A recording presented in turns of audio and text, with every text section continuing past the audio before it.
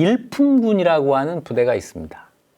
오늘 어려운 얘기가 너무 많이 나오죠. 그런데 원래 역사 공부는 이렇게 하는 거예요. 다 노트 정리하면서. 지금 필기하고 있는지 모르겠어요. 일품군이라는 군대가 있는데 이 부대는 전투부대가 아니라 노동부대입니다. 일하는 부대. 성 쌓고. 제일 중요한 게 그거죠. 성 쌓고. 군대에서 공사할 거 많지 않아요?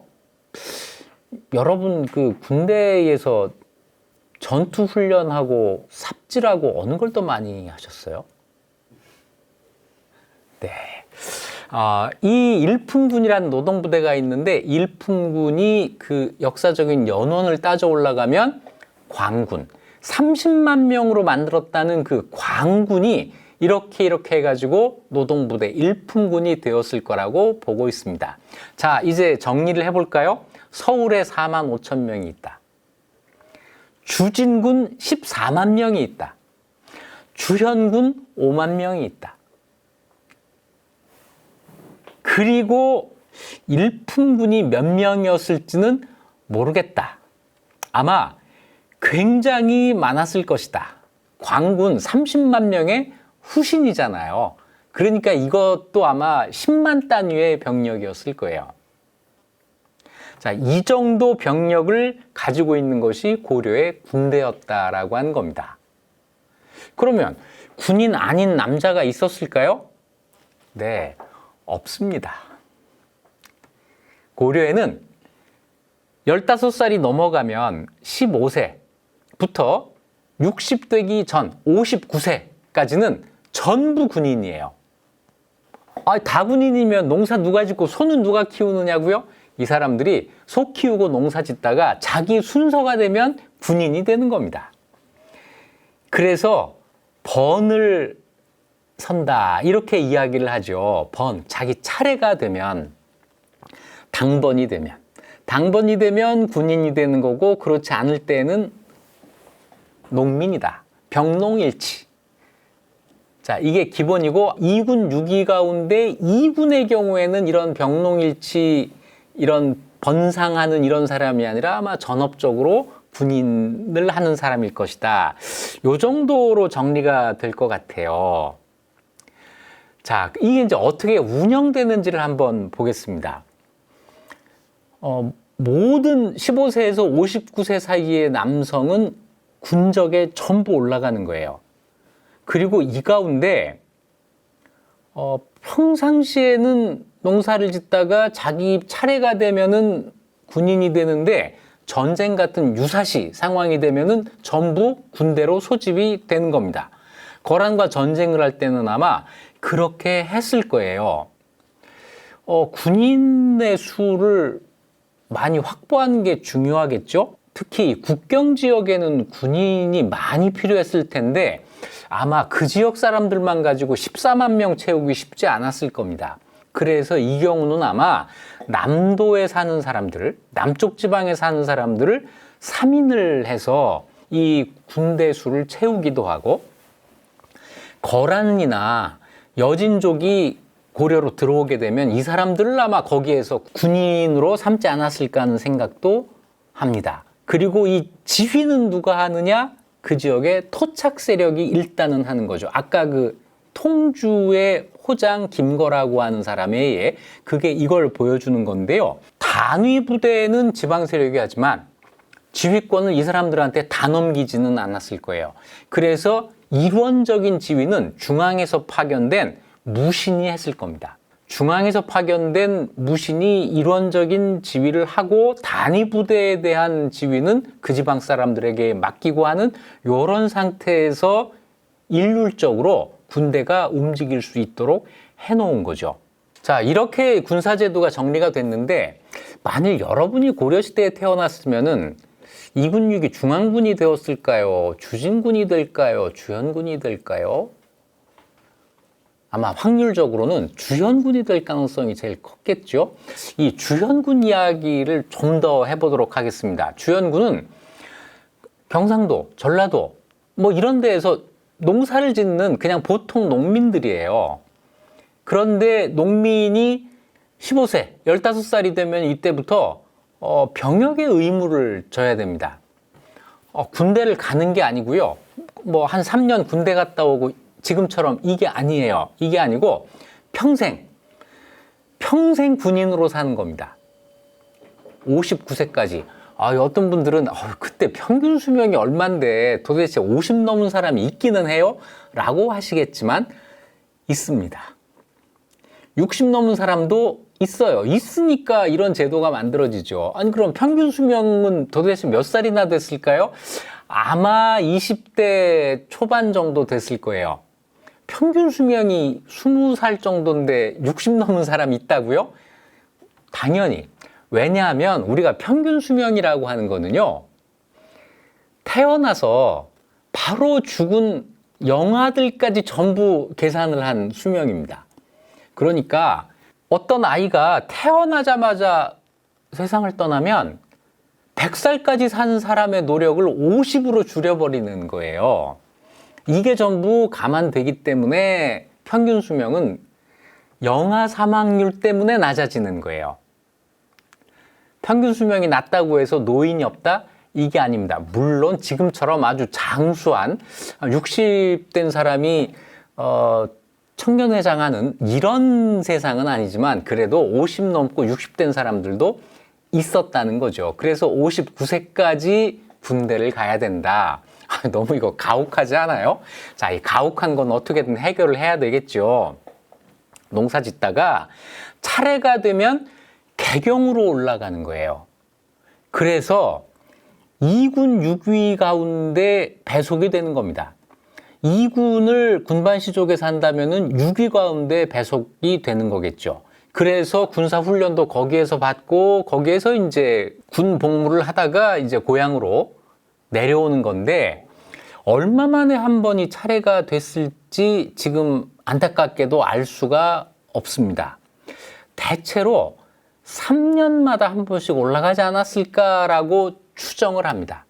그러니까 2년은 고향에서 농사 짓고 살다가 1년은 서울에 올라가서 군인으로 사는 거죠. 사는 게 굉장히 좀 힘들었을 것 같지 않아요?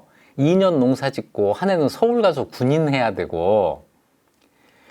그런데 과연 50 넘은 사람을 또는 40 넘은 사람을 이렇게 막 3년마다 한 번씩 서울로 오라고 해가지고 1년 동안 군대 있게 하고 이랬을까요? 저는 그러지는 않았을 것 같아요. 그래서 주로 3년에 한 번 서울로 올라와서 군 복무를 하는 것은 아마 20, 30대의 젊은이들을 중심으로 했을 거고 반드시 경로 때문이 아니고 이래야 전투력이 유지가 되잖아요. 그래서 젊은 사람들로 중앙군을 만들고 나이가 어느 정도 넘어가면 좀 복무가 쉬운 일, 다시 얘기해서 향토방위 또는 촌락의 치안 이런 쪽으로 하지 않았을까. 다 사람이 하는 일이니까 그 정도의 배려는 있지 않았을까라고 생각을 합니다. 자, 그래서 2군 6위 가운데 6위에 이제 번상을 하게 되면은 거기에서만 근무하는 게 아니라 2군 6위 군대가 국경 지역으로 파견되는 일이 있습니다. 이걸 방수군이라고 하는데 지휘관이 끌고 북쪽으로 가서 거기에서 주둔하면서 그 지역의 주진군들과 합동훈련도 하고 이런 걸 하는 거예요. 자, 그럴 때 이걸 지휘해서 가는 사람을 분도장군 또는 방수장군이라고 하는데 2군 6위 군대를 이끌고 국경지대로 간 분도장군 또는 방수장군, 이건 같은 건데요. 이 사람이 그 지역 주진군에 대한 지휘권까지도 가졌을 걸로 봅니다. 그러니까 이 2군 6위를 거느리고 방수군이 돼서 올라간 요 지휘관을 통해서 중앙정부가 주진군을 통솔할 수 있게 되는 거죠. 자, 그래서 주진군이 그 동네 사람들로 구성되고 그 지역의 향리들이 지휘한다고 해가지고 이게 독립된 부대가 될 수는 없다.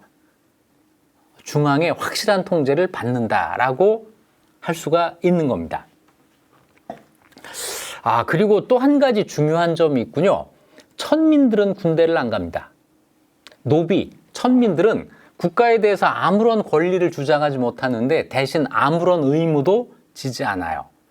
그리고 주로 어떤 사람들이 이 군대에 징발이 되느냐면 경제력이 어느 정도 뒷받침되는 사람들이 군인으로 징발이 됩니다. 왜 그러냐면요. 서울로 올라가는 비용뿐 아니라 자기 경비를 자기가 대야 돼요. 놀라셨죠? 요새 어떤 젊은이가 군대 간다고 부모님한테 탱크 살 돈 달라고 했다는데요. 그랬더니 옆집 그 젊은이는 공군 가겠다고 해가지고 그 부모가 아주 기함을 했대요. 자, 이거 요즘 우스갯인데 고려시대에는 자기 비용을 자기가 댄다. 놀라운 일이죠. 그랬기 때문에 돈 없는 사람은 군대를 못 갑니다.